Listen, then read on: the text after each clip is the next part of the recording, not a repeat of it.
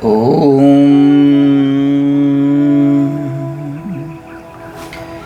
સ્વસ્તિ શ્રી ગણેશાય નમઃ. શ્રી સરસ્વત્यै નમઃ. શ્રી પુરાણ પુરુષોત્તમાય નમઃ. સચ્ચિદાનંદરૂપાય વિશ્વોત્પત્યાદિહેતવે તાપત્રય વિનાશાય શ્રીકૃષ્ણાય વયં નુમઃ. જય જય શ્રી રાધારમણ, જય જય નવલ કિશોર, જય ગોપી ચિત્તચોર પ્રભુ, જય જય માખન ચોર. કૃષ્ણ કનૈયા લાલ કી જય. શ્રી ગિરિરાજ ધરણ કી જય. શ્યામ સુંદર શ્રી યમુને મહારાણી કી જય. શ્રી વલ્લભાધીશ કી જય. પુરુષોત્તમ ભગવાન કી જય. પરાત્પર પરબ્રહ્મ પરમાત્માની અસીમ કૃપાથી અને પુરુષોત્તમ ભગવાનની પરમ પ્રેરણાથી અધિક મહિનાના આ પાવન પરમ પવિત્ર ત્રીજા દિવસે આપ સૌ ભગવદીય વૈષ્ણવોના હૃદયમાં બિરાજમાન શ્રી ઠાકોરજીના ચરણોમાં પ્રણામ સાથે આપ સૌને વંદન અને જય શ્રી કૃષ્ણ. વાલા ભગવદીય વૈષ્ણવો, પરિવારજનો, પરમાત્માની કૃપાથી અધિક માસના આ દિવ્ય અવસરે આપણે સૌ ભેગા થઈ અને ભગવાનનો સત્સંગ કરીએ છીએ. એ ક્રમમાં શ્રી વલ્લભાચાર્યના જીવન દરમિયાન એમના આશ્રિત જેટલા પણ સેવકો થયા એમના ચરિત્રનું આપણે પાન કરીએ છીએ. અને વલ્લભાચાર્યના ત્રીજા સેવક થયા દામોદરદાસ સંભલવાલા. કન્નોજના નિવાસી હતા દામોદરદાસજી, અને પરમાત્મા પ્રત્યે એમનો દિવ્ય અનુરાગ અને પોતાના ગુરુ પ્રત્યે પણ એમની દિવ્ય પ્રીતિ હતી. સજ્જનો, આ બધા જ વૈષ્ણવોની વાર્તા સાંભળવાનો એકમાત્ર આશય એવો છે કે બધી જ વાર્તાઓમાંથી એકાદ તત્વ, એકાદ વસ્તુ, એકાદ સ્વભાવનું એ અમૃત બિંદુ જો આપણા જીવનમાં પણ આવી જાય તો પ્રભુની પરમ કૃપા આપણી ઉપર થાય. એટલા માટે જ આ વૈષ્ણવોની વાર્તા મેં લીધી છે. આમ તો પુષ્ટિ માર્ગીય ભાષા, એના શબ્દાવલી એ અલગ હોય છે. 2 દિવસની કથા કરી, એમાં વચ્ચે વચ્ચે મારે આ પુષ્ટિ માર્ગના શબ્દો આવી જાય સહજતાથી. પણ એકાદ બે જણનો મને મેસેજ આવ્યો હતો કે સાગરભાઈ થોડુંક અઘરું લાગે છે, થોડુંક સરળતાથી કહેજો, સરળ શબ્દો વાપરજો. એટલે પ્રયાસ કરીશ કે જેટલા શબ્દો સરળતાથી થાય એવા. પણ આપ સૌ પણ પ્રયાસ કરજો કે સમજી વિચારી અને એકાદ બે તત્વ આપણા જીવનમાં ઉતરે એવી આપણે પ્રભુને પ્રાર્થના કરીશું. તો સજ્જનો, આ દામોદરદાસ સંભલવાલા એ કન્નોજના નિવાસી હતા. અને સાચું કહું તો બાળપણથી પરમાત્મા પ્રત્યે એમની ખૂબ પ્રીતિ, પ્રભુ પ્રત્યે એમની અનન્ય ભાવના. વારંવાર એક જ વિચાર આવે, ક્યારે પ્રભુ મળશે, ક્યારે પ્રભુનો સાક્ષાત્કાર થશે.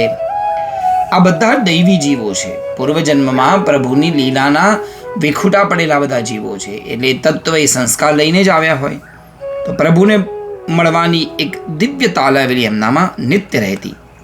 એકવાર મકર સ્નાન કરવા માટે ગયા અને પ્રયાગ, ગંગા, યમુના અને સરસ્વતીના તટ પર જ્યારે દામોદરદાસ સંભળવાળા સ્નાન કરવા માટે ગયા ત્યારે એમની મુલાકાત થાય છે કૃષ્ણદાસ મેઘન સાથે, જેની કથા આપણે સાંભળી. કૃષ્ણદાસ મેઘન એ વલ્લભાચાર્યના પરમ ભગવદીય વૈષ્ણવ હતા, એમના ચરણોના સેવક હતા, એમના આશ્રિત હતા અને પોતાનું જીવન કૃષ્ણદાસ મેઘને વલ્લભાચાર્યને સમર્પિત કર્યું હતું. એવા પરમ ભગવદીય વૈષ્ણવ કૃષ્ણદાસ મેઘન આપણા દામોદરદાસ સંભલવાલાને મળ્યા.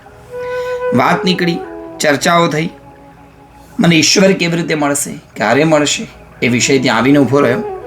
ચર્ચા કરતાં કરતાં કૃષ્ણદાસ મેઘને વલ્લભાચાર્યના પ્રાગટ્યની વાત એ દામોદરદાસજીને કરી અને પોતાના જે કંઈ અનુભવો હતા એ બધા જ ગયા અને કહ્યું કે આ મહાપ્રભુજી એટલે કે વલ્લભાચાર્ય એ ભગવાનનો જ અંશ છે અને ઈશ્વર તરફ આપણે અનુગામી બનીએ, આપણે ભગવાન તરફ વધુ વધીએ એની માટેનો ઉત્તમ માર્ગ એમણે પ્રગટાવ્યો છે અને એ માર્ગ છે પુષ્ટિ માર્ગ.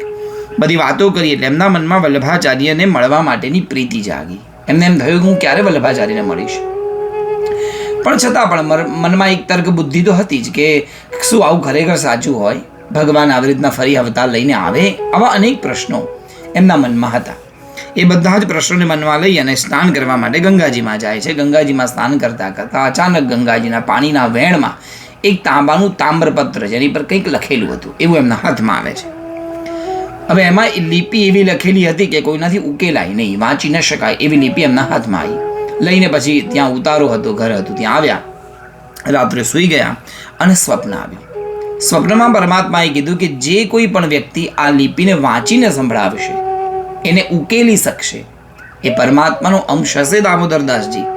તો યાદ રહે, પ્રયાસ કરજો કે ઉત્તમ તત્વના ચરણોમાં તમે પણ પહોંચો અને સદગુરુ તમને પ્રાપ્ત થાય. સાચા સદગુરુ પરમાત્માનું રૂપ એ જ હશે જે આને વાંચીને સંભળાવશે અથવા તો આને આ તામ્રપત્રને જે ઉકેલશે. એટલે મનમાં એક એવી ઉત્કંઠા તો જાગી કે આ જે વાંચશે એ જ પરમાત્માનું તત્વ હોઈ શકે અથવા એ જ ભગવાનનો અવતાર હોઈ શકે. એવી મનમાં એમના ઉત્કંઠા જાગી. અનેક આચાર્યોને ત્યાં મળ્યા, અનેક વિદ્વાન બ્રાહ્મણોની મુલાકાત કરી ત્યાં પ્રયાગમાં. ઘણા બધાને કીધું પણ કોઈ એનો ઉકેલ ના આપ્યો અને અંતે જરાક નાસીપાસ થઈને પછી પાછા ઘરે આવ્યા. થોડોક સમય ઘરે રહ્યા પછી એમ થયું કે લાવો ને કાશી જવું. કાશીમાં તો ઘણા બધા વિદ્વાનો હોય. હવે એમને કાશીમાં એક જણ ઓળખે, એનું નામ પુરુષોત્તમ દાસ. એટલે દામોદરદાસ સંભલવાલા કાશીમાં પુરુષોત્તમ દાસજીને ત્યાં ગયા. પુરુષોત્તમ દાસજીને એમના ઓળખીતા એટલે એમના ઘરે રહ્યા કાશીમાં. બધી વાત કરી. પ્રયાગમાં ગયો હતો, સ્નાન કર્યું હતું. મને ત્યાં કૃષ્ણદાસ મેઘન મળ્યા. વલ્લભાચાર્યની બહુ સરસ વાતો કરી. હવે સજ્જનો, આ જે દામોદરદાસજીએ કૃષ્ણદાસ મેઘન પાસે જેટલું સાંભળ્યું હતું એ બધું જ એમણે પુરુષોત્તમ દાસજીને સંભળાવી દીધું. હવે પુરુષોત્તમ દાસજીને પણ એવી ઉત્કંઠા જાગી કે હું ક્યારે વલ્લભાચાર્યને મળું. હવે પુરુષોત્તમ દાસજીની કથા એ આગળ આવશે, તમે યાદ રાખજો. બધી વાતો થઈ. પુરુષોત્તમ દાસજીને પણ મળવાની ઉત્કંઠા જાગી. આ બાજુ કૃષ્ણદાસ મેઘને પછી પેલા પત્રની વાત કરી. કાશીમાં અનેક વિદ્વાનો પાસે ગયા, પત્ર દેખાડ્યો પણ કોઈએ ના વાંચ્યો. અનેક આચાર્યો પાસે, સંન્યાસીઓ પાસે, સંતો પાસે ગયા પણ તોય ક્યાંય એમને એનો ઉકેલ ન મળ્યો અને અંતે પાછા કન્નોજ પાછા આવી ગયા. હવે થોડોક સમય ગયો અને વલ્લભાચાર્ય પોતાની યાત્રા દરમિયાન કન્નોજમાં આવ્યા. કન્નોજમાં એ પધાર્યા. એમની પધરામણી કન્નોજમાં થઈ. એમના એક પરમ સેવક હતા જેની કથા આપણે સાંભળી ગયા છીએ એમના ઘરે. અને વલ્લભાચાર્ય જ્યારે એમના ઘરે આવ્યા ત્યાં કૃષ્ણદાસ મેઘનને પણ સાથે લાયા હતા. એટલે કૃષ્ણદાસ મેઘનને કન્નોજમાં ભિક્ષા માંગવા માટે મોકલ્યા. પ્રભુની માટે સામગ્રી સિદ્ધ કરવાની હતી. કીધું કે તમે કંઈક સામગ્રી ગામમાંથી લઈ આવો. અને ગામની બહાર એક બગીચો હતો, વલ્લભાચાર્યનો ઉતારો ત્યાં હતો. કૃષ્ણદાસ મેઘન કન્નોજના ત્યાં બજારમાં સામગ્રી બધી લેવા માટે ગયા અને આ બાજુ ઘોડા પરથી આવતા હતા દામોદરદાસ સંભલવાલા. અચાનક જોઈ ગયા કૃષ્ણદાસ મેઘનને. હવે સજ્જનો, કૃષ્ણદાસ મેઘન જ્યારે ગંગા યમુનાના તટ પર પ્રયાગરાજમાં દામોદરદાસજીને મળ્યા હતા અને બધી વાત કરી હતી ત્યારે એમણે એક શબ્દ કીધો હતો કે હવે મારું જીવન તો વલ્લભને સમર્પિત છે. જ્યાં વલ્લભ રહે ત્યાં હું જઉં છું, જ્યાં મારા ગુરુ હોય હું ત્યાં જ જઉં છું. આવી વાત એમણે કરી હતી સત્સંગમાં, ચર્ચામાં. એ વાત અમને યાદ આવી દામોદરદાસ સંભલવાલાને. એટલે એમને મનમાં એમ થયું કે ચોક્કસ ને ચોક્કસ જો કૃષ્ણદાસ મેઘન જે અહીંયા આવ્યા હોય તો નિશ્ચિંત રૂપે વલ્લભાચાર્ય પણ અહીંયા પધાર્યા હશે. એટલે પૂછ્યું વલ્લભાચાર્ય ક્યાં છે? પણ વલ્લભાચાર્યએ કૃષ્ણદાસ મેઘનને કીધું કે મારા આવવાની જાણ કોઈને કરતા નહીં. જો સાચા જીવ હશે તો એ આપોઆપ મારી પાસે આવશે. આવી વાત એમને થઈ હશે. એટલે કૃષ્ણદાસજી મેઘને કંઈ જવાબ ના આપ્યો. કૃષ્ણદાસ મેઘન આગળ ચાલતા ગયા અને દામોદરદાસજી સંભલવાલાએ પોતાનો ઘોડો ઘરે મોકલી દીધો અને એ પણ ચાલતા કૃષ્ણદાસ મેઘનની પાછળ ચાલ્યા અને ત્યાં બગીચામાં પહોંચ્યા. વલ્લભાચાર્ય ત્યાં હતા અને જેવા વલ્લભાચાર્ય પાસે પહોંચ્યા, કોઈ દિવસ મુલાકાત નથી સજ્જનો, જોજો, ક્યારેય મળ્યા નથી. ખાલી આ તો એમના વિશે સાંભળ્યું છે, પ્રભુ વિશે, વલ્લભાચાર્ય વિશે ખાલી એમણે સાંભળ્યું હતું, એમની બધી વાતો સાંભળી હતી. પણ એમને જોઈ અંદર એક દિવ્ય ભાવ પ્રગટ્યો. ચરણોમાં જવું છે, સમર્પિત થવું છે, પ્રભુના રૂપે એમને પણ પ્રણામ કરવા છે. પણ પેલા સ્વપ્નની વાત કે સાચા એ જ જાણજો જે આ પત્રને વાંચી શકે. વલ્લભાચાર્યની આંખમાં આંખ મળીને વલ્લભાચાર્યએ કીધું કે દામોદરદાસજી પેલો પત્ર લાવ્યા છો? એકદમ મનમાં ચમત્કૃતિ જાગી. પત્રની વાત એમને પણ હશે. એ તો નક્કી થયું કે માનું ન માનું આ પરમાત્માનો જ અંશ લાગે છે, આ પરમાત્માનું સ્વરૂપ લાગે છે. પત્ર લઈને આવ્યા દામોદરદાસજી, વલ્લભાચાર્યને પત્ર આપ્યો. વલ્લભાચાર્યએ આખો પત્ર ઉકેલ્યો, વાંચ્યો અને સંભળાવ્યો. ખૂબ આનંદ થયો, મનમાં પ્રીતિ વધી વલ્લભ પ્રત્યે. અને દામોદરદાસજી સંભલવાલાને પણ વલ્લભાચાર્યએ મંત્ર દીક્ષા આપીને પોતાને શરણે લીધા. પછી દામોદરદાસજી સંભલવાલાએ વલ્લભાચાર્યને પોતાના ઘરે લઈ ગયા અને એમના પત્ની હતા, એમના પત્નીને પણ એમણે બ્રહ્મ દીક્ષા અપાવડાવી. બ્રહ્મ દીક્ષા અપાવી અને કૃષ્ણદાસ મેઘન પોતાના ઘરે એમને પધરાવ્યા. વલ્લભાચાર્ય થોડોક સમય દામોદરદાસજીને ત્યાં રહ્યા અને ત્યાં એમણે સત્સંગ કર્યો. થોડોક સમય વીત્યો, પાછા યાત્રામાં પધાર્યા. પાછા વલ્લભાચાર્યની સાથે પુનઃ એકવાર મુલાકાત થઈ અને જ્યારે મુલાકાત થઈ ત્યારે દામોદરદાસ સંભલવાલાને વલ્લભાચાર્યએ ભગવાનની ભક્તિ અને સેવા વિશે જણાવ્યું. જીવનમાં બધું જ હોય પણ જો સેવા ન હોય તો એ જીવન નિરર્થક છે. આપણી પાસે આટલી બધી સંપત્તિ હોય, આપણી પાસે બધું જ ઐશ્વર્ય હોય, પણ જો સેવામાં ન વપરાય તો એ અર્થનો કોઈ અર્થ નથી. એ પૈસાની કોઈ પ્રારબ્ધતા નથી. ઘરમાં હજારો પૈસા પડ્યા હોય પણ એ રોગમાં, બીમારીમાં, બધામાં વપરાય તો એ પૈસો શું અર્થનો, એ શું કામનો? પણ એ જ ધન, એ જ વસ્તુ પ્રભુ માટે વપરાય, પ્રભુની સેવામાં વપરાય તો એ ઉત્તમ કહેવાય. 3 પ્રકારે પ્રભુની સેવા થાય: તનુજા, વિતજા અને માનસી. તન, મન અને ધન એ પ્રભુમાં અર્પાય.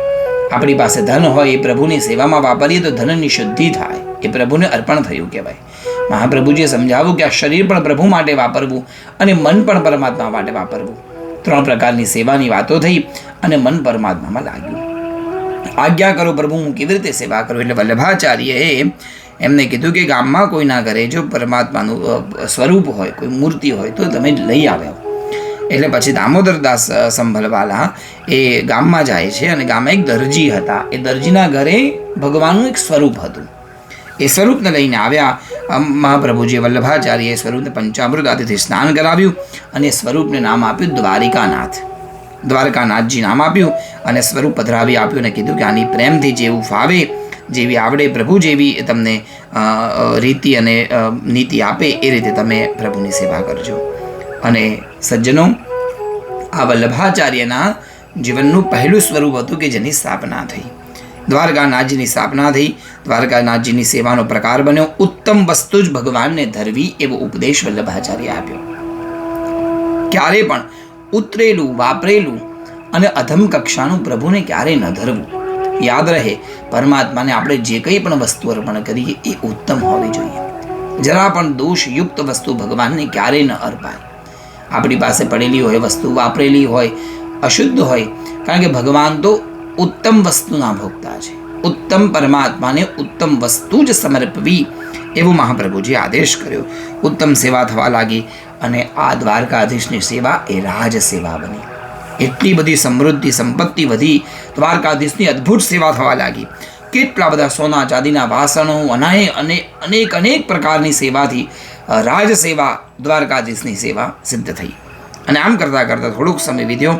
મહાપ્રભુજી પાછા યાત્રામાં પધાર્યા. ફરી એકવાર ફરતા દામોદરદાસજીના જ્યાં આવ્યા અને એમણે ત્યાં રોકાણ કર્યું. દામોદરદાસજી સંભલવાલા ત્યાં જ્યારે પ્રભુ રોકાયા અને મહાપ્રભુજીના પગ દબાવતા હતા દામોદરદાસ સંભલવાલાજી, પગ દબાવતા વલ્લભાચાર્યએ દામોદરદાસજીને પૂછ્યું, કંઈ ઈચ્છા છે? કંઈ માગવું છે?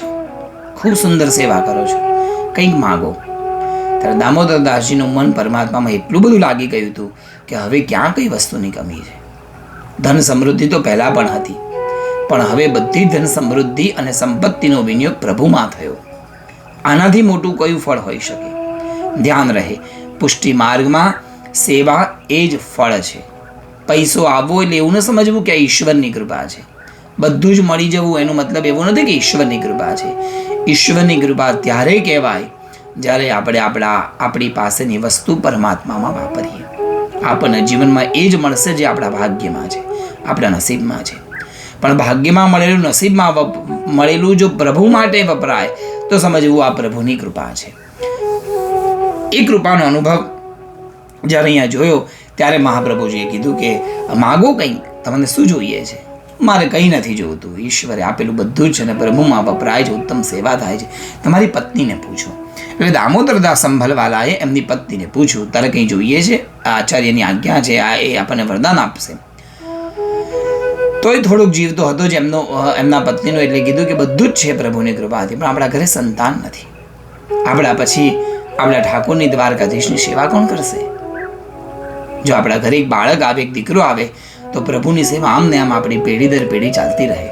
આવું મનમાં ભાવ જાગ્યો એટલે એમણે આ બધી વાત કરી. મારા પત્નીની એવી ઈચ્છા છે કે એક બાળક અમારા ઘરે આવે તો પ્રભુની સેવા નિત્ય નિરંતર રહે. પ્રભુની સેવા માટે પુત્ર માગ્યો અને મહાપ્રભુજી ખૂબ રાજી થયા અને કીધું, જાઓ, તમારા ઘરે પુત્રનો જન્મ થશે. ખૂબ રાજીપો થયો. પરમાત્માની કૃપા થઈ, ઠાકોરજીની કૃપા, વલ્લભાચાર્યની દયાથી થોડાક સમયમાં દામોદરદાસ સંભલવાલાના પત્ની ગર્ભવતી થયા. 1, 2, 3, 5 મહિના વીત્યા અને એવામાં ગામમાં એક કોઈ તાંત્રિક આવ્યા હશે. એટલે સ્ત્રી સ્વભાવવશ એમણે પેલા તાંત્રિકને પૂછ્યું કે દીકરો આવશે કે દીકરી આવશે? અને આ વાત વલ્લભાચાર્યને ખબર પડી. સદગુરુએ ઈશ્વર રૂપમાં તમે જેને પૂજો છો, એણે તમે આજ્ઞા કરી, એણે તમને આજ્ઞા કરી છે અને એમણે તમને આશીર્વાદ આપ્યા છે, તેના આશીર્વાદ ઉપર પૂર્ણ ભરોસો હોવો જોઈએ. આવું પૃચ્છા એ કરે જેના મનમાં ક્યાંય કોઈ શંકા હોય, એટલે અન્યાશ્રય થયો કહેવાય. ગુરુની વાતનો વિચાર કર્યા વગર, એની પર વિશ્વાસ રાખ્યા વગર એની પર શંકા કરી બીજા કોઈને પૂછ્યું અને વલ્લભાચાર્યને આ વાત ખબર પડી. વલ્લભાચાર્ય ફરી એકવાર પધાર્યા હતા ત્યારે એમણે કીધું કે તમે પ્રભુ પર તમારો ભરોસો નથી, તમને અવિશ્વાસ છે. દીકરો તો આવશે, પણ યાદ રાખજો એ દીકરો મ્લેચ્છ વૃત્તિનો થશે, એનું મન પરમાત્મામાં નહીં લાગે. દામોદરદાસ સંભલવાલા અને એમના પત્નીને આ વાત સમજાઈ, પણ મન પ્રભુમાં હતું. જરાક એક લોભવશ એક નાનકડી શંકા આવી હતી, પણ તોય મન તો એમનું પ્રભુમાં હતું જ. એટલે મનોમાં નક્કી કર્યું કે જે બાળકનું મન જો પરમાત્મામાં ન હોય, મ્લેચ્છ વૃત્તિનો હોય, તો એ બાળકનું મોં પણ આપણે નથી જોયું. 9 મહિના વીત્યા અને દાસીને કહી દીધું કે આ બાળક આવે તેનું મોં અમને દેખાડશો નહીં. અને જ્યાં સુધી બાળક પેટમાં હતું, સ્ત્રીએ વિચાર કર્યો કે આ મ્લેચ્છ વૃત્તિનું બાળક હશે, મારા પ્રભુની સામગ્રીને અડીશ તો કદાચ એ વસ્તુ પણ અભડાઈ જશે. 9 મહિના સુધી એ સ્ત્રી એ પ્રભુની કોઈ વસ્તુને અડ્યા નહીં. બાળકનો જન્મ થયો અને બીજાને મોટું કરવા માટે આપી દીધું, એનું મોં પણ ન જોયું. કદાચ આ વાત આપણને એમ થાય કે એક મા પોતાના બાળકને આમ કેમ છોડી શકે? પણ સજ્જનો, ભક્તિનું આ એક તત્વ છે કે ઈશ્વર જ્યારે સામે હોય, જ્યારે પ્રભુ સામે હોય તો એની આગળ બધી જ વસ્તુ તુચ્છ છે. ભલે એ પોતાની લૌકિક હોય કે અલૌકિક હોય, પ્રભુની આગળ પ્રભુ એ જ પરમ તત્વ. એવા ભાવથી બાળકનું મોં પણ ન જોયું, બાળકને ઉછેરવા માટે બીજાને આપ્યો અને જીવનભર બહુ જ સુંદર સેવા પ્રભુની કરી. આખી જીવની એમણે સેવા માટે વાપરી દીધી. આખું જીવન પ્રભુની સેવામાં, ભગવાનના શૃંગારમાં, એમની રીતિમાં ગઈ, સત્સંગમાં ગયું. સમય વીત્યો ને એકવાર દામોદરદાસ સંભલવાલાનું શરીર નબળું પડ્યું. એમણે પ્રાણ છોડ્યા. એ જ ક્ષણે એમના પત્નીએ આ વાત કોઈને કીધી નહીં. એમનું શરીર અંદર ઘરમાં રાખ્યું, સેવકોને બોલાવ્યા અને ભગવાન દ્વારકાધીશની જે રાજ સેવા હતી, અનેક સોના ચાંદી, હીરા મોતી, ઝવેરાત, વસ્ત્ર આભૂષણ, અલંકાર સાથે બધી જ સેવા નાવમાં મૂકી અને જ્યાં વલ્લભાચાર્ય રહેતા હતા ત્યાં રવાના કરી કે આ બધી જ સેવા એ વલ્લભાચાર્યને સોંપી દો, અમારા પછી હવે સેવા કોણ કરશે એમ કહી અને બધી જ સેવા જતી રહી. આ બાજુ થોડી વારમાં સેવા જ્યારે આગળ ગઈ હોડીમાં, પછી બધા ઘરે આવ્યા. બધાએ પૂછ્યું તો કે સેવા જ્યાં હતી ત્યાં પહોંચી ગઈ અને થોડોક સમય સુધી પછી એમના પત્ની પણ રહ્યા અને અન્નજળનો ત્યાગ કર્યો અને થોડાક સમયમાં એમના શરીરનો પણ વિલય થયો અને પ્રભુના ચરણોમાં એમની નિત્ય ભક્તિ પામી. વલ્લભાચાર્ય જ્યારે પ્રભુનું સ્વરૂપ અને બધી સેવા પધારી દ્વારકાધીશની, ત્યારે ખબર પડી કે દામોદર દાસ સંભળવાલાનું શરીર છૂટી ગયું છે. મહાપ્રભુજીએ પોતે કીધું કે આ ઉત્તમ ભક્ત હતા, પ્રભુને પૂર્ણ સમર્પિત હતા. સજ્જનો, દામોદર દાસ સંભળવાલાનું જીવન કેવલ ને કેવલ ઈશ્વર માટે હતું. 2-3 વાતો આ વાર્તામાંથી આપણે એવી સમજવી ઘટે કે પ્રભુને ઉત્તમ વસ્તુ જ આપવી, વાપરેલી અને અધમ વસ્તુ પરમાત્માને ક્યારે ના આપવી.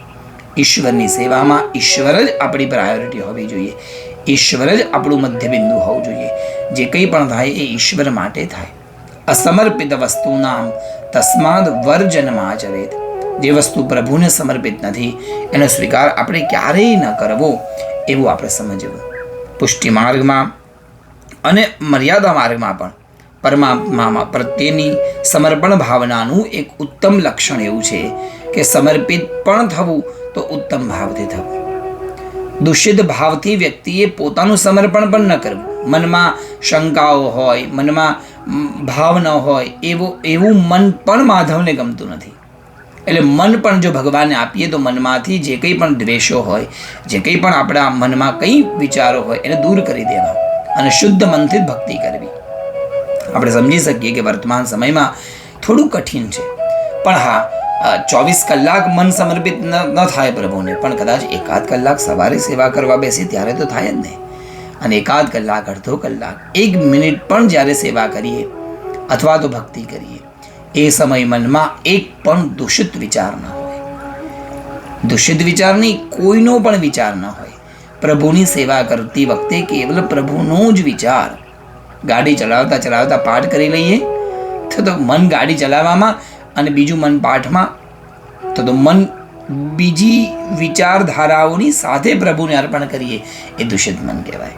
એટલે કોઈ પણ વિચાર કર્યા વગર કેવલ પ્રભુનો જ વિચાર કરી પ્રભુની જ ભક્તિ કરવી, પ્રભુને ઉત્તમ વસ્તુ જ આપવી. પછી ચાહે એ મન હોય કે ચાહે એ કોઈ સામગ્રી હોય, કોઈ પણ સામગ્રી ધરીએ તો ઉત્તમ ધરવી અને શુદ્ધ ભાવથી ધરવી.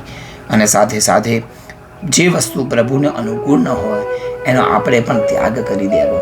પછી ચાહે એ કંઈ પણ હોય, સ્વજન હોય, પરજન હોય કે પછી પોતાની વસ્તુ હોય, જે પ્રભુને અનુકૂળ ન હોય એ આપણે ક્યારેય ન રાખવી, એ છોડી દેવી. પ્રભુને ગમે એવું જ આપણે પણ રાખવું, એવું જ આપણે પણ સ્વીકારવું. એવી આ સુંદર દામોદર દાસ સંભળવાલાની આ વાર્તા પ્રભુના ચરણોમાં સમર્પિત કરીએ. ખૂબ સુંદર વાર્તા છે. આજે અધિક મહિનાનો 3જો દિવસ અને 3જા દિવસની કાંઠાગોરની વાર્તા પણ ખૂબ સુંદર છે. કાંઠાગોરની વાર્તા પણ સાંભળીએ અને અધિક મહિનાનું પુણ્યફળ આપણે સૌ પામીએ. અમિધારાની અધિક મહિનાની 3જા દિવસની વાર્તા નણંદ ભોજાઈની વાર્તા છે. એ ગામમાં નણંદ અને ભોજાઈ એક જ ગામમાં રહેતા. નણંદ બિચારી સાવ ગરીબ, ભોજાઈના ઘેર સુખ સાહેબીનો કોઈ પાર નહીં. નણંદ ગરીબ પણ દાન પુણ્ય કરવાવાળી અને ભલી ભોળી હતી. જ્યારે ભોજાઈ ધનવાન ખરી પણ બરાબર ઈર્ષાળુ અને ખટપટી. લોક લાજે નણંદને બોલાવી પડે એટલે બિચારી દાઢમાં નણંદબા કહે, પણ મનમાં એના પ્રત્યે મેલ રાખે. એવામાં અધિક મહિનો આવ્યો, પુરુષોત્તમ મહિનો આવ્યો. આખું ગામ પુરુષોત્તમ મહિનાનું વ્રત કરવા લાગ્યું. નદીએ જાય, ભગવાનની પૂજા કરે. આ બાજુ ભોજાઈએ પણ અને નણંદબાએ પણ બંને જણાએ વ્રત લીધું. એકે વ્રત લીધું ભાવથી અને એકે વ્રત લીધું દેખાદેખીથી. પણ બંનેના વ્રતનો હેતુ અલગ હતો.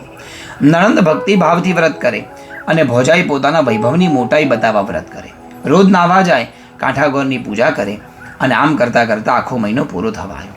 નણંદે પોતાના પતિને કહે, પતિદેવ શું કરીશું, હવે અધિક મહિનો પૂરો થવા આવ્યો, વ્રત પૂરું થયું, ઉજવણું કેમ કરીશું? પતિ અને પત્ની બંને દુઃખિત હૃદય વિચાર કરે, હવે કેમ કરશું? આંખમાં આંસુ આવી ગયા. ભગવાન, તમારા વ્રતનું અમારે સમાપન કરવું છે, પણ ઘરમાં એક કોડી રૂપિયો નથી. કેમ કરી બ્રાહ્મણને જમવા બોલાવીશું? શું થશે? આવા મનમાં અનેક વિચારો આવ્યા. પણ બાઈ બિચારી ઘરની બહુ જ ભાવભક્તિવાળી. પતિને કીધું, એક કામ કરીએ, મારી એક ચૂની પડી છે સોનાની, જઈને બજારમાં વેચી આવો. જેટલા પૈસા આવે એ પૈસાથી આપણે એકાદ બ્રાહ્મણને બોલાવી લઈશું અને એને જમાડી થોડુંક સીધું આપીશું અને ભાવે આપણે અધિક મહિનાનું ઉજવણું કરી દઈશું. આમ વિચાર કરી ચૂની હતી એ પોતાના પતિને આપી. પતિ બજારમાં ગયા, ચૂની વેચી થોડી થોડી સામગ્રી જે મળી એ લઈને ઘરે આવ્યા. આ બાજુ ભોજાઈની તો વાહ વાહ થાય એટલા માટે ગામ 84 કરવાનો વિચાર થયો. ગામના બધા ભૂદેવોને નોતરા દેવા ગયા અને મનમાં કંઈક વિચારી નણંદને ઘરે જાતે પોતે નોતરું આપવા આવ્યા. નણંદબાને કહે છે, ભાભી અમારા ઘેર આવજો. બિચારા ભાભી તો ખુશ થયા. નણંદબા આવ્યા, મનમાં આનંદનો પાર ન રહ્યો. આવકાર આપવા માટે બિચારી દોડી. ભાભીએ મીઠો આવકાર આપ્યો, બેસવા માટે આસન આપ્યું. નણંદ બોલી, બેસો. ના રે ના બાઈ, બેસવાની નવરાશ ક્યાં? પુરુષોત્તમ મહિનો નાયા એટલે ઉજવવો તો પડે. એટલે 84 કરવાનું નક્કી કર્યું છે. સાગમઠે નોતરું દેવા આવીશું. એટલે એક કામ કરજો, તમારા 99 નોળિયા એટલે કે તમારા છોકરા અને 10માં તમારા દેવ, આ બધાએ હારે ભેગા થઈને ભોજન કરવા આવજો. પણ જાતે આવતા નહીં, હું જાતે બોલાવા આવું ત્યારે જ તમે આવજો. આમ કરી બિચારા બાળકોને નોળિયા શબ્દ વાપર્યો. બેનને ગમ્યું તો નહીં, પણ કરવું શું હશે? મોટા કહેવાય મજાકમાં બોલ્યા હશે. આવું ભોળું મન રાખી અને ભગવાનનું નામ લેવા લાગ્યા. 9 છોકરાઓને કીધું મામાના ઘેર જમવા જવાનું. છોકરા તો ખૂબ રાજી થયા અને એટલી બધી આનંદ થયો કે મામાના ઘેર જઈશું, જમવા જઈશું, આનંદ આવશે, લાડુ ખાઈશું, આવો મનમાં વિચાર આવ્યો. આ બાજુ ઘરમાં પૈસા નહોતા, થોડી સામગ્રી લાવ્યા હતા અને એનાથી ઉજવણું કરવા માટે એક બ્રાહ્મણને ઘરે જમવા માટે બોલાયા અને ઘણું બધું નોડું તો ખાલી 3 લાડવા બન્યા. વિચારો સાહેબ, કેટલી ગરીબાઈ હશે. 3 લાડવા બન્યા અને 3 લાડવામાંથી એક ભગવાનને ધરાયો. એક બ્રાહ્મણને સીધું આપીને એક લાડુ બ્રાહ્મણને આપ્યો. એક લાડુ વધ્યો તો તે એક લાડવામાંથી થોડા ટુકડા કરી અને 9 છોકરાઓને જરાક પ્રસાદ આપ્યો. છોકરાઓ તો વધારે આપો એવું કહેવા લાગ્યા. પણ માએ કીધું, બેટા આપણે ત્યાં જઈશું ને જમવા, ત્યાં મામાના ઘેર જમજો, હમણાં નથી જમજો, ત્યાં પેટ ભરીને ખાજો. આમ કરી બીજ બાળકોને ખુશ કર્યા. અને સાંજ પડવા આવી પણ ભોજાઈ તેડવા ના આવ્યા. હમણાં આવશે, 84 કરશે એટલે બધા જમવા આવ્યા હશે ને ક્યાંથી નવરાશ મળે. આવો મનમાં વિચાર કરીએ. પાર્કે ઘેર જવાનું છે, થોડી વારમાં જ બોલાવા આવશે. આમ વિચારી ઘરનું આડું અવળું કામ કરવા લાગી. એમ કરતાં રાત પડી. છોકરા રમીને ઘેર આવ્યા અને કહેવા લાગ્યા, માં બહુ ભૂખ લાગી છે, આપણે મામાના ઘેર ક્યારે જમવા જઈશું? બ્રાહ્મણે કહે, હમણાં મામી બોલાવા આવશે ને, તમે સૂઈ જાઓ, મામી આવશે એટલે તમને ઉઠાડીશ અને પછી આપણે જમવા જઈશું. આમ કરી બિચારા બાળકોને સુવડાવી દીધા. મોડી રાત થઈ ગઈ, કોઈ કરતાં કોઈ આવ્યું નહીં. નણંદને ખૂબ આઘાત લાગ્યો. અરે રે, ભાઈ જેવા ભાઈને ઘરે આખું ગામ જમે, સગા ભાણેજડા ભૂખ્યા રે. આંખો ભરાઈ આવી. પત્નીને રડતી જોઈ બ્રાહ્મણ કહે, આશા છોડી દે ભાગ્યવાન, તારા ભાભીના સ્વભાવને હું સારી રીતે સમજું છું. લોકોને બતાવવા ખાતર જ એને નોતરું દેવા આવી હતી, માટે હવે રાહ જોઈશ નહીં. એમ કર, સૂઈ જા. પત્ની વાત સાંભળી બ્રાહ્મણી બિચારી બોલી, કેમ કરીને સૂઈ જવું? અત્યારે તો જેમ તેમ સાચવી ફોસલાવીને છોકરાઓને સુવાડી દીધા છે, પણ સવારે જાગશે ને ત્યારે પૂછશે, હું શું જવાબ આપીશ? આ વિચાર મને ઊંઘ નથી આવતી, પણ તમે શા માટે જાગો? તમે સૂઈ જાઓ. બ્રાહ્મણે તો પૂરી ખાતરી હતી કે આમાં કંઈક સાર નથી એટલે સૂઈ ગયા. બ્રાહ્મણીએ જોઈ કે પોતાના પતિ સૂઈ ગયા છે. સમજી ધીરેથી દરવાજા બંધ કરી ભાઈના ઘર તરફ છાના વેસે ગઈ. મનમાં વિચારે કે જાઉં તો ખરી, ત્યાં કોઈ જાગે છે? જો જાગતા હશે તો ભાઈ ભાભીને સમજાવી ખાવાનું માગી લાવીશ. એ પૂછશે તો કહીશ કે તમારા ભાઈ સૂઈ ગયા છે, પછી મારા ભાભી આવીને પ્રસાદ ઢાંકી ગયા હતા. આમ વિચારમાં ભાઈના ઘરે પહોંચી ગઈ. જોયું તો બધું સુમસામ. વાડામાં કોઈ જ નહીં, ઘર બંધ છે. વાડામાં એક તરફ એંઠા પતરાળા પડ્યા હતા. કંઈક વિચારી નણંદ ત્યાં ગઈ. જોયું અર્ધ ખાધેલા લાડુ એંઠવાડ પતરાળામાં જોયા, જ્યાં ત્યાં પડ્યા હતા. બ્રાહ્મણીએ દુઃખી હૃદય એમાંથી થોડાક લાડુના ટુકડા ઉપાડી લીધા. પતરાળા ભેગા કર્યા. લપાતી છુપાતી પતરાળા છુપાવતી ઉતાવળે બિચારી ઘરે પહોંચી. ઝટપટ લાડુના ટુકડા એકઠા કરી ભેગા કરી ભાંગ્યા અને એમાંથી ફરી લાડવા બનાવ્યા. પતરાળા પર વધેલા પતરાળા હતા એ ઘરને પછવાડે નાખ્યા અને પછી સૂઈ ગઈ. સવારે વહેલી ઉઠી વાડામાં નાખેલા પતરાળા ઉકરડે નાખી આવું. કોઈ જાગે એની પહેલાં આઠાળા પતરાળા જોઈ જાય તો બધાને ખબર પડી જાય. આવા બિચારી ઉતાવળે પતરાળા નાખવા ગઈ અને જ્યાં પતરાળા હાથમાં લીધા તો જોયું પતરાળા આટલા બધા વજનદાર કેમ? લાવ અજવાળે જોયું તો ખરી. એમાં વિચાર આવી. દીવાના અજવાળે જોયું તો પતરાળા સાવ સોનાના.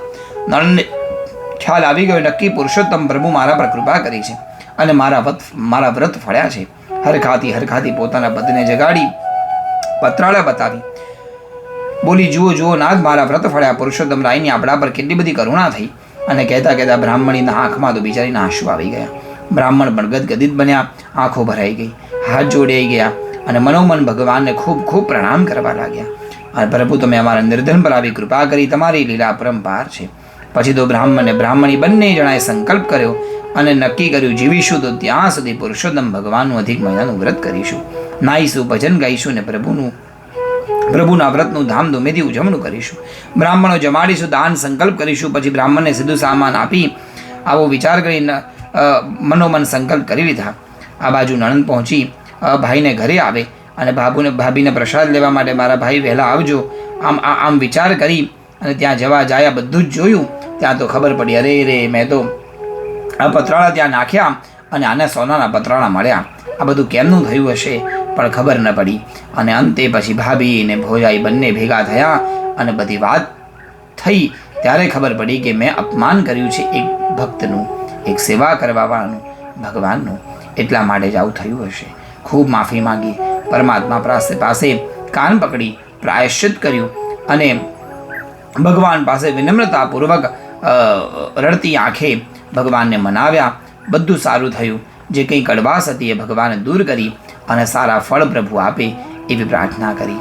ભાઈ અને ભાભીને આવેલા જોઈ પછી હરખે બધા ભૂદેવોને પ્રસાદ લેવા બોલાવ્યા.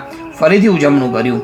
પતિને બેસાડ્યા, બાળકોને જમવા બેસાડ્યા અને જમતા નણંદ ભોજાઈ ખૂબ હરખાયા અને ભગવાન પુરુષોત્તમની જય જયકાર કરવા લાગ્યા. પુરુષોત્તમ ભગવાનની જય બોલી અને જે કંઈ પણ કર્મ કર્યું હતું એ બધું પુરુષોત્તમ ભગવાનને અધિક માસના આ પાવન પવિત્ર દિવસોમાં એમણે પરમાત્માને સમર્પિત કર્યું. કહેવાનું તાત્પર્ય, કહેવાનો અર્થ એટલો, આ વ્રત, અધિક માસના ઉપવાસ, અધિક માસની જે કંઈ પણ સેવા પ્રણાલી અથવા તો જે કંઈ પણ કર્મ કરીએ એ આપણે આપણી માટે કરીએ, કોઈને દેખાડવા માટે નહીં, અથવા તો કોઈને દુઃખ લાગે એવું ક્યારેય ન કરવું. ભોજાઈ અને બહેન બંને જણાએ વ્રત તો કર્યું પણ એકે ભગવાન માટે કર્યું અને ઘણું બધું પામ્યા. ત્યારે બીજાએ લોકોને દેખાડવા માટે કર્યું અને અંતે એમને પ્રાયશ્ચિત કરવું પડ્યું. એટલા માટે ધ્યાન રહે, કર્મ કરીએ, સત્કર્મ કરીએ તો પ્રભુ માટે કરીએ, ભગવાન માટે કરશું તો ભગવાન આપણી માટે બધું જ આપશે. ભગવદ્ ગીતામાં લખ્યું છે, યોગક્ષેમમ વહામ્યહમ. યોગક્ષેમનું વહન પરમાત્મા સ્વયં કરે છે. જેવા ભગવાન ભાભી અને ભોજાઈને ફળ્યા તેવા સૌને ફળજો. એ સાથે આજની આ સુંદર ત્રીજા દિવસની વાર્તા પ્રભુના ચરણોમાં સમર્પિત કરીએ છીએ. આપ સૌને પ્રણામ, વંદન અને જય શ્રી કૃષ્ણ. શ્રી પુરુષોત્તમ ભગવાન કી જય.